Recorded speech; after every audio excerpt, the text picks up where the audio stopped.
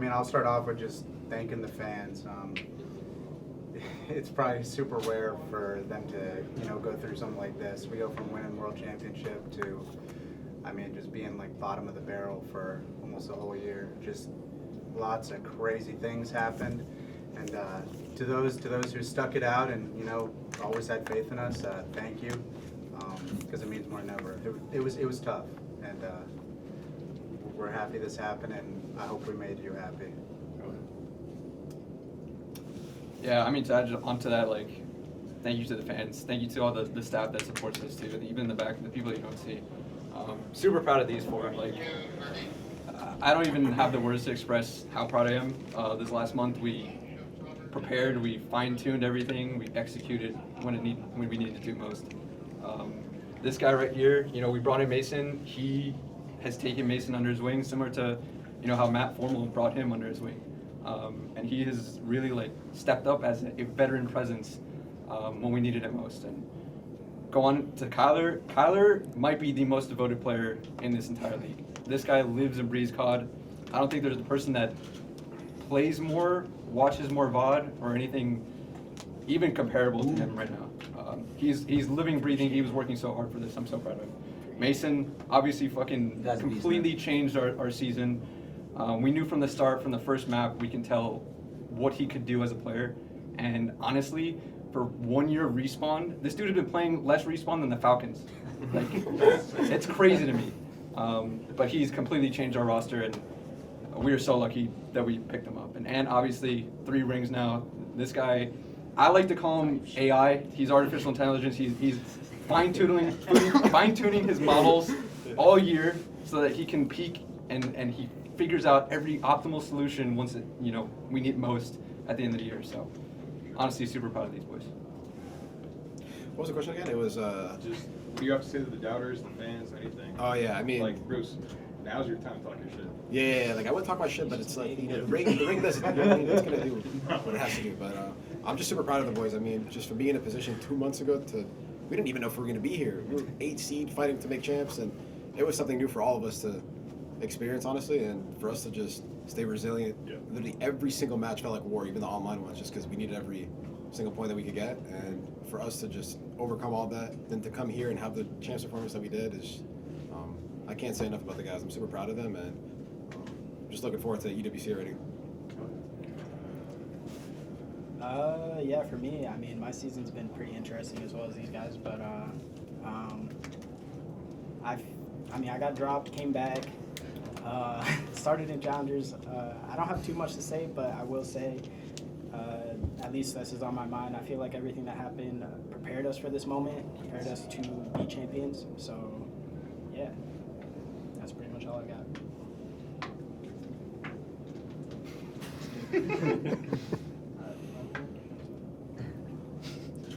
I just want to say, obviously, thank you to the fans. I wasn't here for the whole season, but from the second I joined, the boys made me feel like welcome. I feel like every day I played with them, I got better. So I feel like I leveled up on this team for sure. Like, I learned so much. Just they're all insane. So thank you guys. That's it. Hell yeah. Shit, man. Yeah, it's been one hell of a year. Going 0-18. We would always joke about it, but like being in the moment, it was the most darkest shit. You literally hop on and lose. You wouldn't even win that. But yeah, I remember that moment. But that winning champs the way that we did, who gives a fuck about the beginning of the year? Honestly, this was the cherry on top for us. Shout out Mace for filling in, turning the whole season. You guys. He's him. When I say he's him, he's actually the fucking word him. He's actually insane.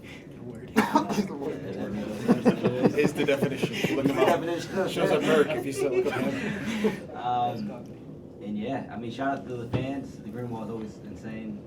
Sorry to put you guys to the beginning of the year. And the haters, I mean, the accolades speak for itself at this point. I don't really got nothing to say. And yeah, shout out to the Green Wall. One final question just for you. Speaking of the accolades, the GOAT debate always comes up. I mean, there's players that people look at and say, maybe one day, a lot of players with 2 rings, just right on the fringe. Now sitting here with 3, where do you think you stand? Shit, I don't really know. I don't really look into too much, but I mean, 3, Clay has it, Damon. Damon's got 5, bro. You might need to Crazy. chill out. Stay up there a little longer. It'll be actually the last year. I mean, shit. Surely enough, I should be in the top 10 at least. If not, I mean, who gives a fuck at this point? I mean, I'm still gonna be shooting. It's as simple as that.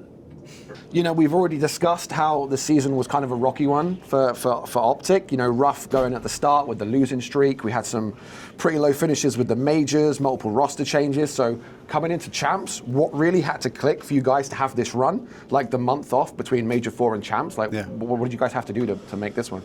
Well, I think the good thing about this last month is I think we finally found some stability. We knew that was it, like Major 4, that was going to be our team. Champs, if we made it, was going to be our team. So I think it probably eased their minds quite a bit, knowing that like these are the guys I'm spawning into or next to every day. And then it was just head down and play every day and focus on getting better because like obviously we were still fresh off being technically a new squad because we went countless months with like, okay, we got someone else. Now we have to like go back to the drawing board, figure everything out as a team, and then the next month it was like, okay, someone else. So we just went through a lot of that, and like I said, I think just like the closure of knowing that like this is the squad, that really helped us going into champs, and yeah, we worked really hard, and like I said the other day, the only thing we really had to do at that point was execute, and we did it. Yeah, I mean, we completely like retooled our search. Respawn was just, it was getting more reps, it's getting more consistency, like Damon said, more stability.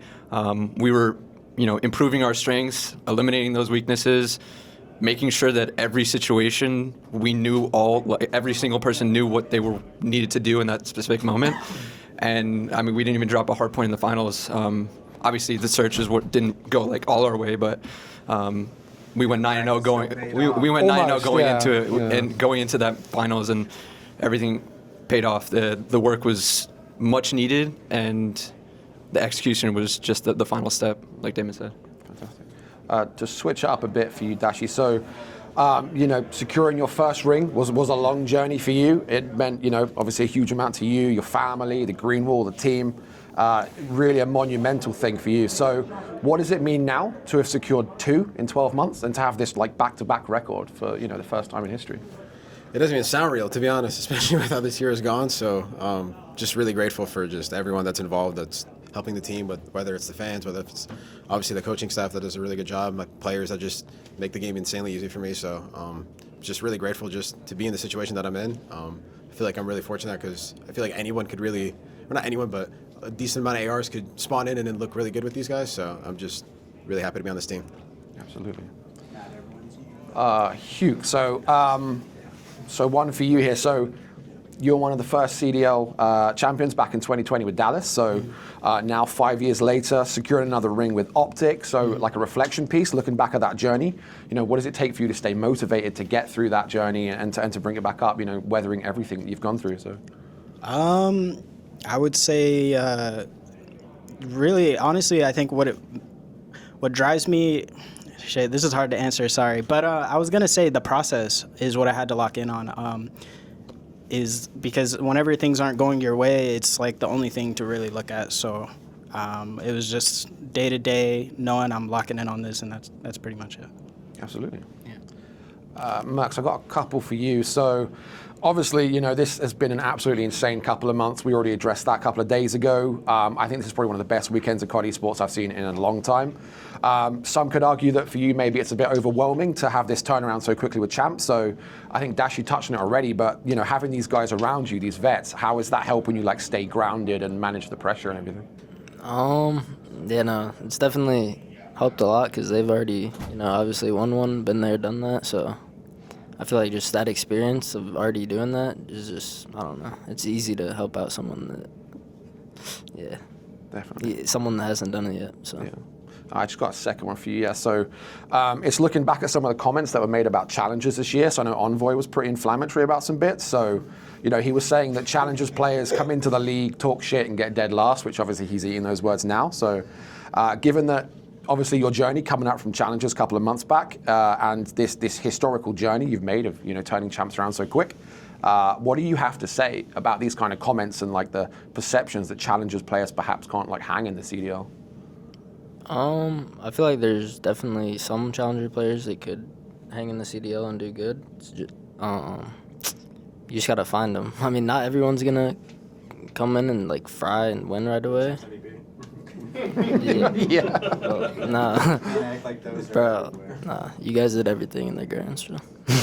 But yeah, that's my answer. Absolutely. It's a needle in a haystack.